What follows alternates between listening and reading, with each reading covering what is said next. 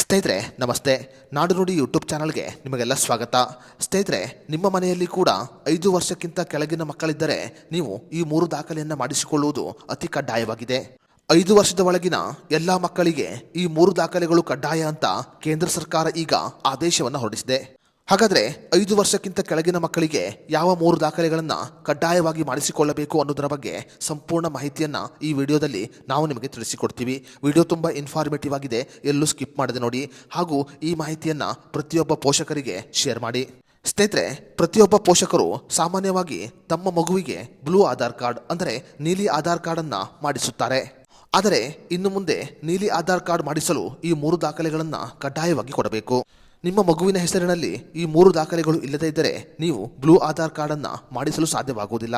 ಇನ್ನು ಮುಂದೆ ಯಾವುದೇ ಮಗುವಿಗೆ ನೀಲಿ ಆಧಾರ್ ಕಾರ್ಡ್ ಮಾಡಿಸಬೇಕು ಅಂತ ಹೇಳಿದರೆ ಜನನ ಪ್ರಮಾಣ ಪತ್ರವನ್ನು ಕೊಡುವುದು ಕಡ್ಡಾಯವಾಗಿದೆ.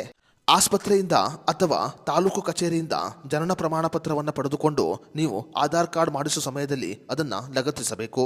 ಅದೇ ರೀತಿಯಲ್ಲಿ ಪೋಷಕರ ಆಧಾರ್ ಕಾರ್ಡ್ ಮತ್ತು ವಿಳಾಸದ ಪುರಾವೆಯನ್ನು ಕೊಡುವುದು ಕೂಡ ಕಡ್ಡಾಯವಾಗಿದೆ.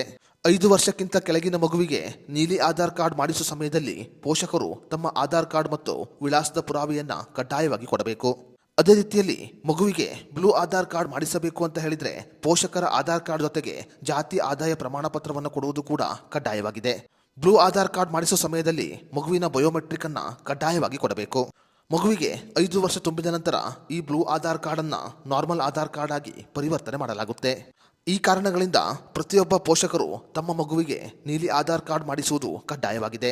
ಸ್ನೇಹಿತರೆ, ನಿಮ್ಮ ಮನೆಯಲ್ಲಿ ಕೂಡ ಮಗು ಇದ್ದರೆ ನೀವು ನೀಲಿ ಆಧಾರ್ ಕಾರ್ಡ್ ಮಾಡಿಸಲು ಯಾವ ದಾಖಲೆ ಕೊಟ್ಟಿದ್ದೀರಿ ಅಂತ ನಮಗೆ ಕಮೆಂಟ್ ಮಾಡಿ.